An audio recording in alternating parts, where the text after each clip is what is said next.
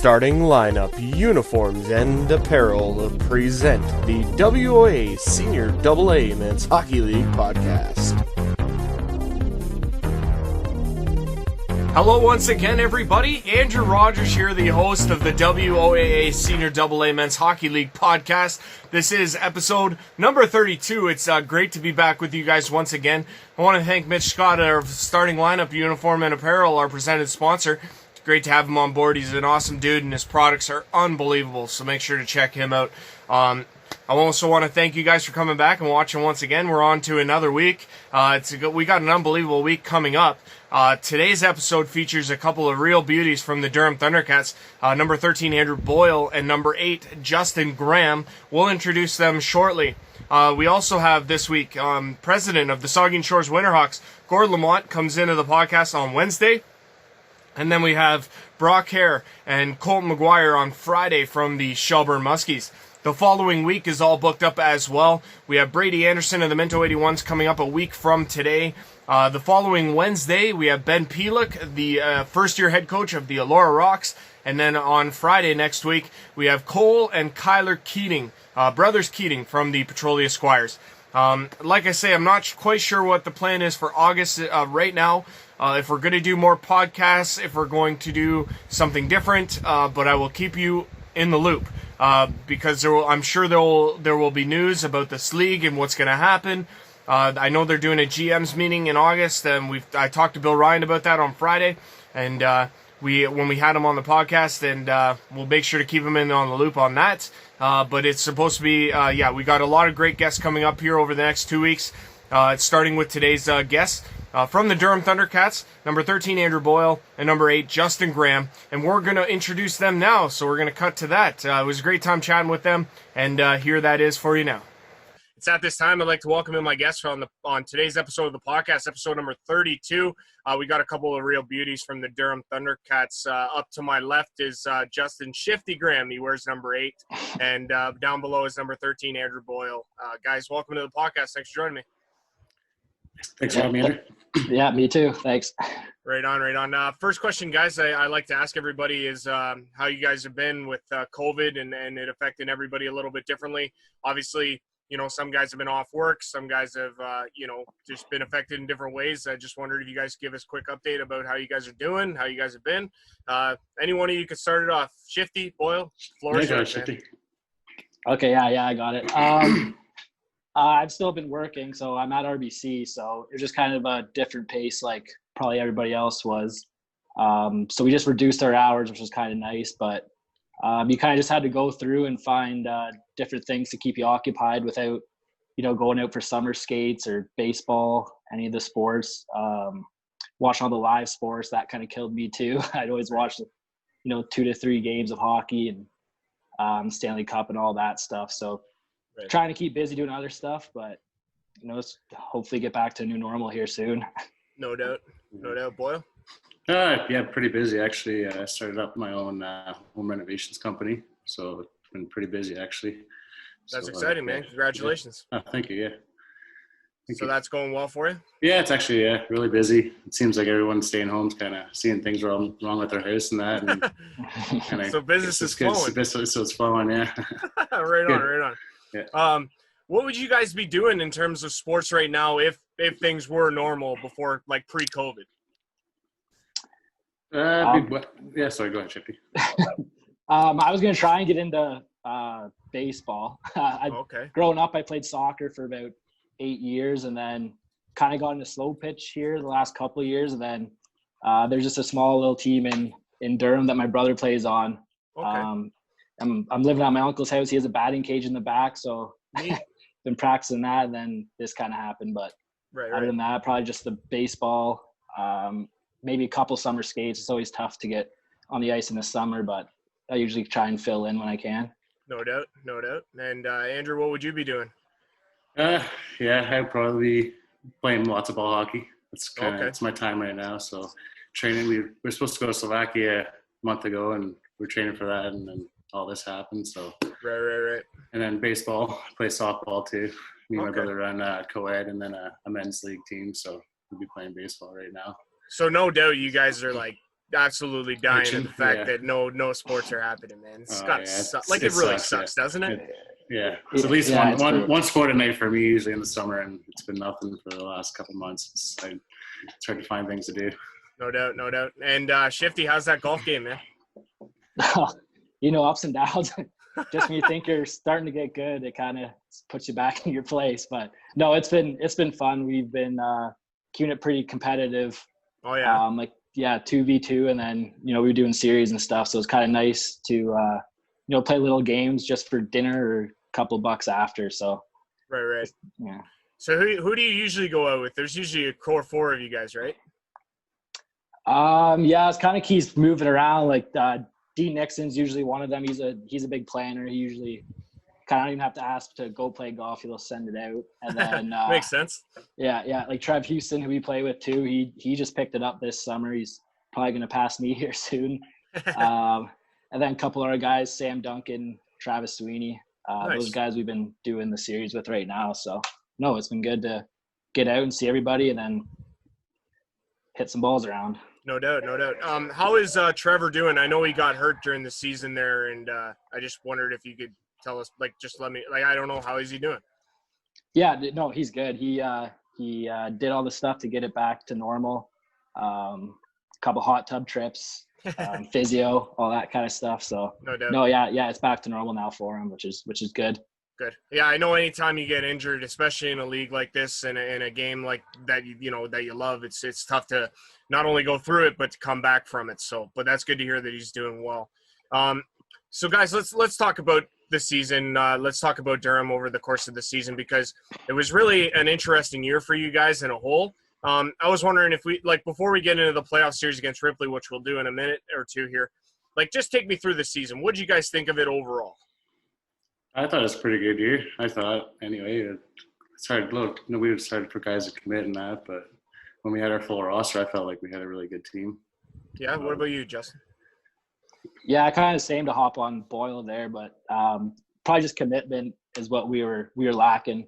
You kind of had a different lineup every other weekend, and right, kind of couldn't really put it together until the end, and then. Just kind of the commitment issue was the biggest thing, I think. Was it just a matter of guys not coming out to practices, or was it guys that you were expecting for games and not showing up? Mix of both, maybe? Yeah, I can't say much about practices because I didn't make too many of those. But Fair enough. Yeah, I think I'm probably working a shifty. Quite a lot of guys working and that. And yeah, it was tough maybe even to switch the day or the times of practices at, but it was kind of just a trickle effect, some things right out of our hands, just guys getting hurt or them getting a different job and having to move or switch crews. All of a sudden the practice time was good, but now it's they can't make it, and more of that kind of stuff than anything else. Right. In terms of you guys have been playing in this league for a long time now. You guys have seen how much it's changed over the years. I guess what's the biggest thing that you've noticed in this league that's changed in the time that you've been here? I'd say the speed for sure, and the age. It's a lot younger anyway. A lot of younger guys out there. Is it tougher to keep up with them, Boyle, or what? No, not really. This ball hockey keeps me in shape, so it's pretty good, I guess. Right on. What about you, Shifty? What do you notice, man? Yeah, Boyle's a little water bug out there. I don't think people are trying to catch up to him. No speed here. No, I grew up watching it. I remember buying a Florida Panthers jersey because I thought the T-Cats were them. That's how high I thought they were. Yeah, my uncle, John Coleus, I remember going to watch all of his games since I could, was 3 or 4. But just kind of same thing Boyle said, just way faster. Yeah. A lot more guys are coming that were overseas, played in the OHL. A lot more pro guys than before, when it was kind of just you could play junior C and basically almost walk on any team, but now you kind of have to have a little bit of pedigree to you to make these top teams. Right. No, I definitely agree with you guys. Like, I found last season to be one of the most competitively balanced seasons that it's ever been here. Yeah, I mean, Andrew, you could speak to that a little bit because you've been a little bit longer than Justin, but like, it's just, I thought it was unbelievable because you never really knew who was going to win on any given night. No, yeah, I've never seen standings that close down at the end of the year like that. What is it, 1 or 2 points all the way through the last 3 or 4 games? Like, yeah, it was wild. Yeah, it's like, crazy. Yeah. You know, even like you had the battle at the top 4 teams, and then you had a nice little battle at the bottom, even through 6 through 8. Like, I mean, between us, Tilson, like between Minto and you guys and Tilsonburg, like it was really anybody's battle right up until the end. And I think even Elora and Tavistock will tell you that they were in it as well, which, you know, rightfully so. They were right there with us. So that was wild. Oh, yeah, it was. I guess Justin, you played a lot of years with the Hanover Barons, and that was a pretty special time for you. You were there for a long time. Is there any sort of fond moment that sticks out from you from your time there? Yeah, probably Dean Nixon and John Nixon won't like this one, and you know Betsy. There's a couple of, even Trev too, actually. But we, I forget how it was ranked out, but we ended up playing them as the top. Mount Forest finished in the top part, and we finished in the bottom. Okay. And they were up 3-0 on us, and we came back to win the series 4 straight. Wow. So yeah, it's pretty crazy. A lot of overtime games, and yeah, it's a pretty special moment. And the interesting part is when you do go from junior hockey into this league, what did you find was the biggest difference that you noticed? I think just, you know, it's grown men. You're not playing against kids anymore. So right. Yeah. Just how you know, they handle the puck, how when you're trying to get them, it's that much harder. Just the way they protect it and how much stronger they are. Right. You know, all of a sudden even the stick lifts, like you're coming down, and then you think you're good, like you would have been good in junior. Then all of a sudden, you know, some guy catches you and is strong enough to get off you. Yeah, overpowers you. Overpowers you. Hey man, that's what's so great about this league though, is like you say, you never know. I mean, there's guys out there that, you know, are in the same position as you even, and it's just like, okay, now we're being serious. Now it's for real. And I think the misconception here, guys, is that this league is like it resembles a beer league in some sense. I think that's something that's misconstrued because it's really much more competitive than that, right? Like, it's crazy. Yeah. Well, there's hitting, right? So not so much. You can still hit in beer league. It's just not. Yeah, it's just frowned upon. Yeah, you got to have your head up, I guess. And then for you, Andrew. I mean, you played a lot of years in Durham when you first got into this league. Then you went and played in Shallow Lake for a little while. I did, played a year in Shelburne and then back to Durham. Like, you've been around. Like, what is it? I don't mean it like that, but no, that's funny. No, that's funny. You know, right? Shifty. But no, I mean, like I guess when it's an interesting thing when it comes to guys jumping going from team to team because they're playing under different systems. But like you coming back to Durham, what sparked that? Pretty much just getting back playing again. Didn't really have any fun in Shelburne, and then kind of just was debating whether just to hang him up and stick to ball hockey or not, and then. Right. Kevin Tremble called me and got me back into it, and then a bunch of the boys there that were still there from when I was there, the first years. Right. So yeah, that pretty much the boys. Yeah. Right on. Is that what's so great about not just playing in this league, but playing for Durham is just how great. Like I talked to Kyler early on with these podcasts. Just an outstanding dude and an unbelievable individual. We'll get into him in a minute, but is that what's great about this league and playing for Durham is the guys in the locker room and the camaraderie? It is, yeah, and the bus trips, and yeah, I'd say the bus trips are definitely what makes it. Especially with Durham, anyway. The singing and the times on the bus are well worth it. Oh yeah, hey Shifty.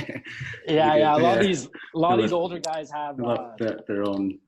Little games, sayings to go along with. So. Games. Yeah. Oh, come on, guys! You got to divulge more information. You can't open up that, man, and not divulge. Come on, what's going on with these games? Go ahead, Chippy.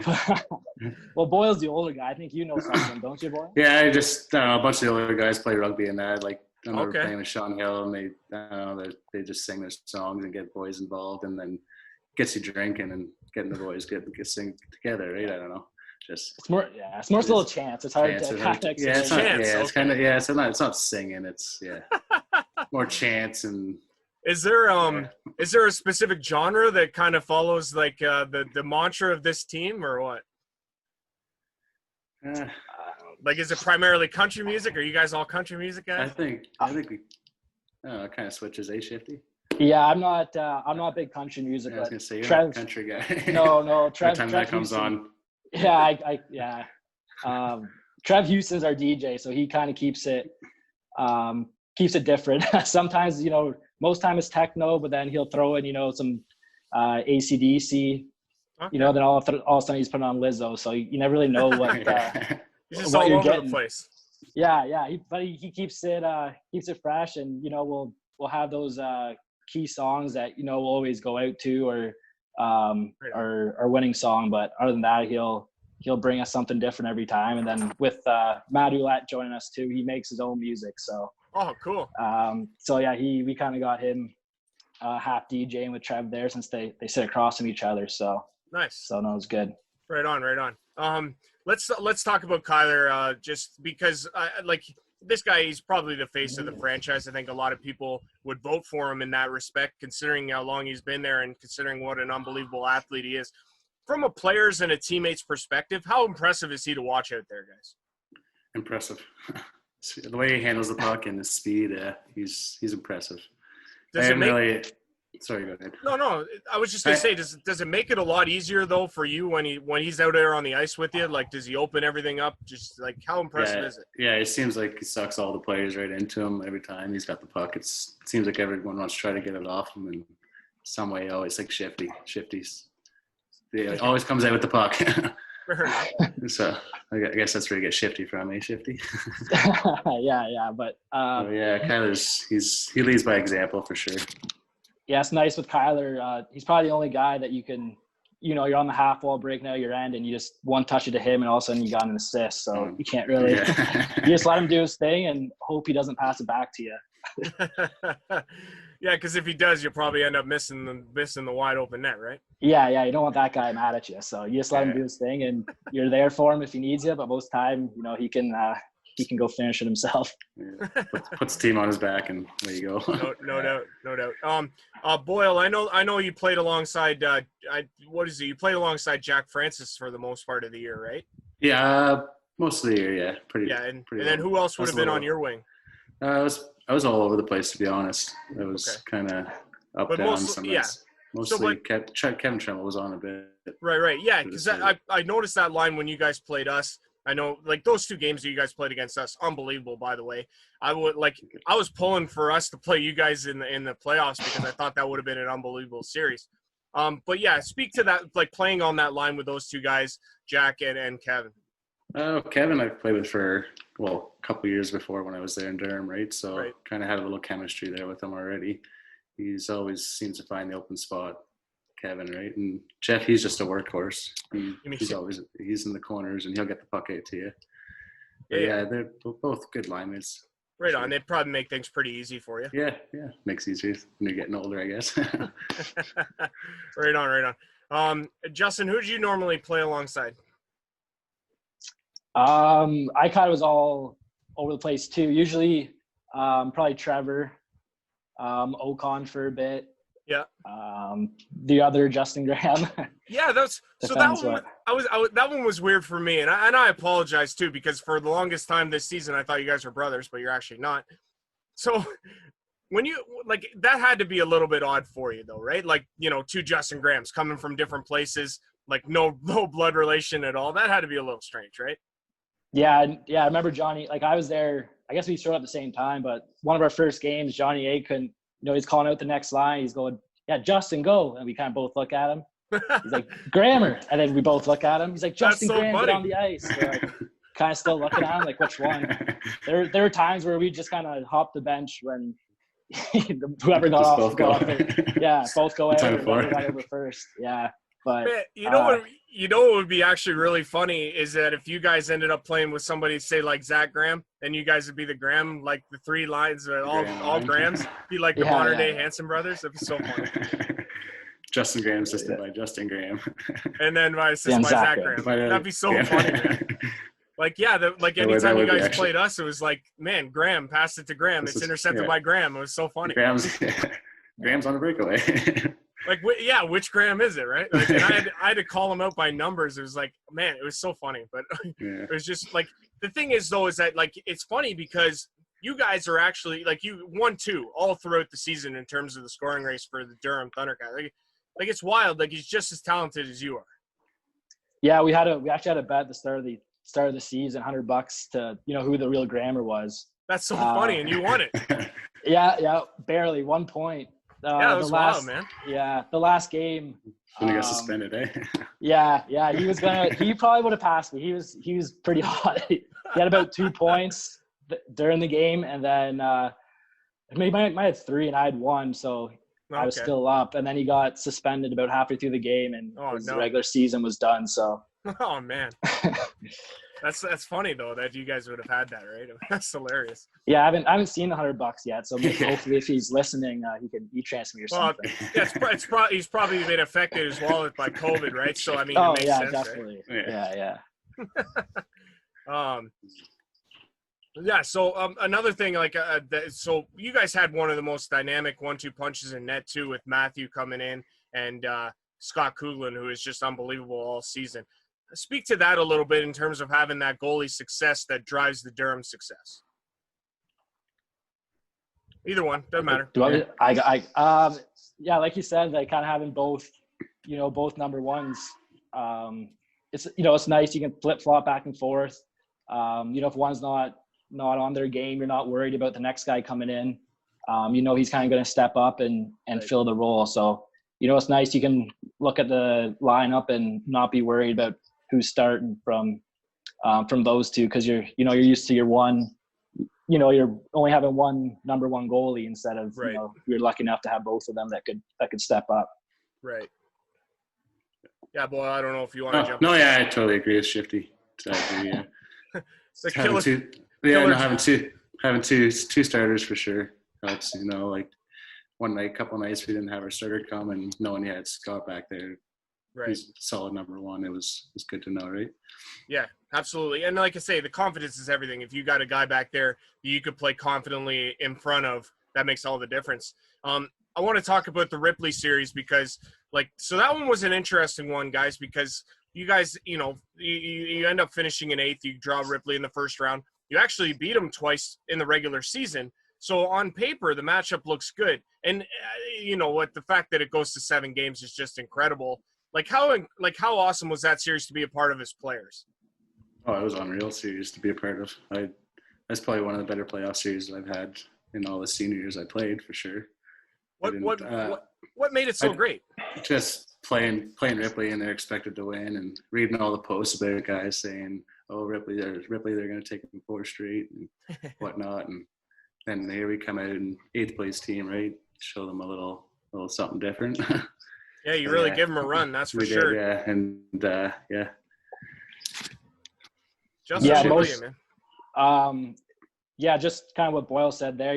The 1 verse 8 story is always, it's always fun to be a part of, especially when you're in the 8 and you're trying to upset them. But even I knew most of the guys from playing junior, the Cato, Britton, Satosik, and then even I played with Sorzy for 5 years at the Barons. But just kind of even knowing them just makes you want to win that much more, just because you're going to see them out in the public at a Stag and Doe or a bar or anything, and they're kind of someone's going to brag about someone's going to stumble along and bring it up.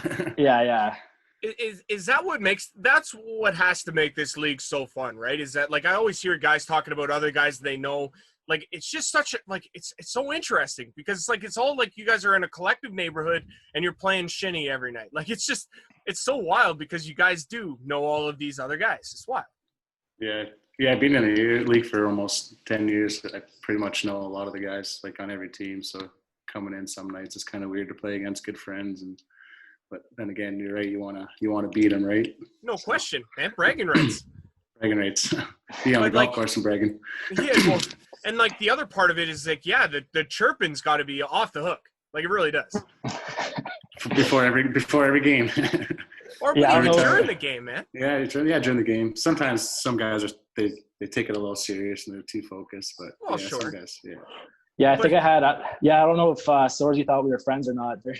I think his mom and dad even hated me at some points of that series. But I know last year I was injured for a bit, so I wasn't in the Ripley series that much. But I know Sorzy was a big difference maker in the year before, so I kind of wanted to get under his skin just like he got under everybody else's when I had to watch a couple of games. So right. It was fun. Like, so what is it that so from playing in this league as long as you guys have had? What's so fun about playing in this league? Like, if someone's watching that's maybe looking to get into this league, like, what would you say to them on that front as to why they should want to come and play in this league or even in Durham? Well, I'd say, I don't know, the league's, if it's fast-paced game still, it's not like it's, like you said, once a week and you come play hockey, right? It's competitive, it's fast. Lots of good players that play in the NHL or OHL pro, right? So it's still good hockey. No doubt. Yeah, it's crazy the amount of people that play junior, whether it's C or B or A, and they're a point a game or 3 points a game, and then all of a sudden after junior they just kind of don't know where to go, either with because of work or all that kind of all the stuff that comes up as you're getting older. Right. So it's kind of a nice league where you still have to be pretty good to play in it, but it gives you the flexibility to still have your adult responsibilities, whether work, kids, all that kind of stuff. So but I'd probably just try and get them out to skate, and then it's it's a pretty big eye opener when you're actually on the ice with guys like like Kyler Nixon and all those guys that played pro and are just kind of flying around there. You kind of appreciate how fast it is. No doubt. Absolutely. I agree with that. The interesting part is the dynamic. Like I was talking with Bill Ryan about this a little bit on Friday. Like the interesting thing about this league is that you got really young guys and you got really old guys. And that's what's really cool about this league. You got 20-year-olds and 40-year-olds out on the ice at the same time. No league can boast that. And that's what's got to make it really interesting as a player when Justin, you're 25, Andrew, 31. Like, it's crazy being able to compete all on the same level. Yeah, it is crazy. You could be talking to one guy in one room that's got a couple kids, and then you could be talking to the other guy in the other side of the room that's just, getting into the league and just out of junior. It's different. It's wild, man. It's so cool. It's awesome, yeah. Yeah, it's cool to hear the older player stories too. Just kind of, even Jeff McMillan, he's played 4 games in NHL, won a Memorial Cup with Oshawa. Kind of grew, like he's kind of the golden boy of Durham, I guess, if you want to say. But like he's still working hard. I've been trying to run like our captain Kyler there, but I told myself today that maybe an off day, and then I'm sitting in my office at work there, and all of a sudden I see Jeff McMillan run by for his run. So I'm like, I guess I better get out there if he's doing it in this. I guess I could. Well, I mean, that's awesome, man. Like the fact that your teammates and guys like that would essentially get you, be able to motivate you in that sense, right? I think that's pretty awesome. Yeah, you don't want to fall behind them, right? So you're kind of well, in my head, you kind of want to, you see a guy doing something like that, it kind of exactly like you said, it motivates you. You don't want to go back on the ice, whenever we get back on in October, December, and be behind all those guys. So trying to keep up. Just trying to keep up. That are 20 years older than you. yeah, exactly. Especially last thing anyone wants is to look out of place, right? So that's right. If and when the season does get underway, and depending on what it looks like, what is the goal, or what needs to happen for Durham to be successful next year? I think it goes back to that commitment.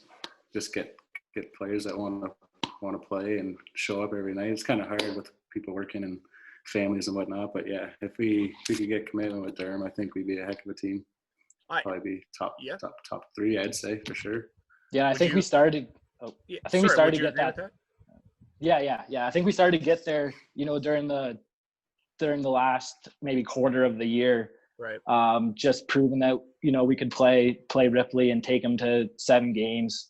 Kind of shows that we can be committed if we want to. And maybe some guys that we had at the start of the season might have, lowered our commitment level, but the guys we brought in later on kind of helped and showed up more, which makes everybody else kind of show up. So good. And obviously, like, is it fair to say that both of you guys are coming back if and when we do go back to hockey? Yeah, for sure. Yeah. For sure. Yeah, I plan on being Keith McMillan's record, so I got 22 more 29 years. 29, so 32. So does that mean you're going to turn into eventual Durham coach and player? Because I know he got into one game last year. Yeah, he got into one. I think he got into a couple. He got into a couple, actually. Yeah. No, I don't know if I can do that. That takes a special breed. Yeah. So coaching and playing on the bench, that was something. Well, I bet that would have been something to see. Sending 8 lines as he was coming off. Yeah, right now we're talking with Andrew Boyle, who's switched spots with Justin Graham on the bottom there, Shifty Graham number 8. Guys, when it comes to your hockey success, who do you owe your hockey success to? Who would you say is your biggest inspiration? I'd say my mom for sure. Your mom? That's interesting. Yeah. She's always been there. 6 a.m. practices to the 10 o'clock games, at 2 o'clock morning travel. She's always been the one for sure. And always every game, everything, all the time. So I'd say her for sure. That's pretty awesome, man. That's pretty awesome. Yeah. What about you, Shifty? Yeah, I think it's kind of cliche, but it's the truth, right? Your parents are the ones that wake up on those Sunday mornings and Saturday mornings, take you to the rink at 7 a.m., drive you around to who knows where. You start to appreciate it more once you're getting older and realizing you're doing all the driving. Yeah, and you're doing all the driving to all these places where it's not even that far anymore compared to what they were doing. So no, you definitely they're the biggest inspiration. Right on. Would you guys be able to give me like a fond hockey memory from your childhood? Like, is there anything that sticks out that really was something that you remember, maybe a big goal or a championship or something like that? No, I don't really have any good ice hockey memories. Didn't win too much, but I'd say ball hockey for sure. Yeah? It comes back to winning do the gold medal. Do you have one that you could share with us? Last year, I think when we were down 3-0 or 2-0 2017 to Czech, I did a little end-to-end rush and pass across, score, and that was a turnaround for the game. Right after that, bang bang, we scored and made us win goal. I think it was a momentum builder shift for sure. I don't know, not much. I don't know. No, that's okay. Yeah. What about you, Shifty? Do you have any fond memories, man? I'm kind of the same. Maybe, I think it was a novice. We ended up losing in the finals, but we were playing Delhi, and they had a guy that had the same stats as Gretzky. No so way. We actually got so Dean Nixon's a couple years older than me, so I remember him coming out to practice, and we pretend that he was that kid, and we trying to have to get the puck from him, but when he's 3-4 years older than you and you're novice, is a pretty big difference trying to get him. But we ended up taking them to the final game. We didn't end up winning, but it was fun just to you're in Delhi, you're all staying in a hotel at that age, right. And then trying to shut the one kid down. But I remember them being high scoring games, so they were always fun, like 7-6 and 8-7. So right on. That's pretty cool, man. That's awesome. Now. Andrew, do you have are you and Mitch Scott good buddies? Oh yeah, Mitch Scott's a good buddy of mine. I've been friends, so he runs starting lineup, which is huge for us because he's been a big part of our podcast. Speak to him a bit, if you wanted to give a shout out to him or whichever, how far back does your relationship go with him? Oh, probably when we're 5 or 6 years old, I'd say. Oh wow, no way. Way back, yeah. And the starting lineup's a huge thing. He started for sure. He's a great guy, Mitch. He's working hard, getting that business going. Yeah, and he does great work, and his work's just unbelievable. Unbelievable, yeah. I think every ball hockey team I play for, he's made that jersey or played against. He's made their jersey. Yeah, everywhere to London area, States, everything. Just fantastic products. They're just unbelievable. Yeah. So in terms of hockey in general, guys, you guys play this game. The great thing that I find about this league is that the guys are playing for the town that they play for. The guys are playing for, because they love the game and for no other reason. Like, what is it about this game that you guys really appreciate? Being around the boys for sure, I'd say. It's always being in the room and bus trips for sure. Yeah. No, you can't. Yeah, kind of same to hop on Boyle there again. Just, being around the guys, you don't get to see as much as you would as you get working and all that kind of fun stuff. So just seeing them, and then, you love the game, so you want to kind of buzz around out there and try and beat your friends. So can't do that in any other league. Yeah, exactly. I think there is also this other thing in this league that I think a lot of people are of the same opinion, and I may be wrong on this, but at least it's my opinion. You guys actually present one of the hardest buildings to play in. You guys are also one of the toughest teams to play against. Like, you make other teams earn it. They're not going to walk out of there without 2 points if they didn't earn it. And like, I don't know what it is necessarily, but man, you guys are hard to play against. Like, you come to play and you make a team earn the 2 points if they're going to steal it from you. Otherwise, they're going to end up empty-handed. Like, what would you say in response to that?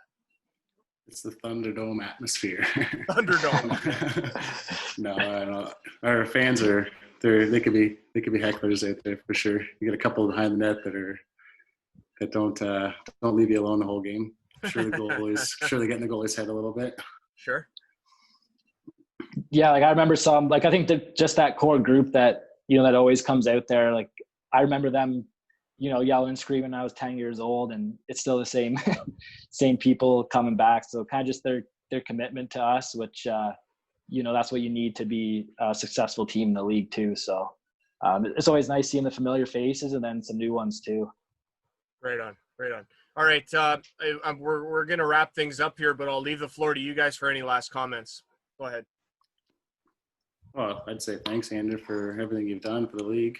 You've all these podcasts. I think I've watched every one of them. So well, I appreciate that, Andrew. That's nice of you. I'm staying on board for you. I appreciate that. No problem. But yeah, thanks. Yeah, no, kind of just what Boyle said there too. Just doing this kind of or this type of thing to get our league out there, which is nice to see, because it's always hard to explain what league you play in to kind of not undershoot it or overshoot it. So right. It's a great league. It's just getting better and better each year. So we appreciate you guys doing this and putting it all together. Well, I'll tell you this, guys. Like it's people like you guys, and it's people like the ones that you guys know personally in this league that make this league so great. You guys are unbelievably talented, and you deserve all the recognition that I'm trying to get for you guys. And any little bit helps, in my opinion. This helps obviously a ton because it gets people to get to know you guys, and that's the whole point of it. Really, is to shine the spotlight on the people that deserve it most. So, like I said, it's at this time I want to thank my guests on today's episode of the podcast, episode number 32, Andrew Boyle, number 13 of the Durham Thundercats, and Justin Shifty Graham, number 8, also of the Durham Thundercats. Guys, thanks for joining me on the podcast. Appreciate it. Well, thank you very much, Andrew. Yeah. Thanks for having us, Andrew. All right. Once again, I want to thank Andrew Boyle and Justin Graham for coming on to the podcast today on episode number 32. It was great chatting with them. Unbelievable guys. And like I say, they just really speak to how great this league is and the people involved in them, because they are really, truly unbelievable people. And they're great ambassadors of this game and of this league. And we're thrilled to have them on today, and they were just wonderful. So thank you very much to them for coming on. Once again, I want to thank Mitch Scott of Starting Lineup Uniform and Apparel, and I want to thank you, the viewer, because without you, the viewer, the podcast isn't possible, and it isn't getting the traction that it's getting. So I really do appreciate all the viewership. Coming up next on Wednesday is Gord Lamont, president of the Saugeen Shores Winterhawks. That should be a really fun podcast, so make sure to check that out as well. I am Andrew Rogers, the host, saying so long, and we will see you on Wednesday.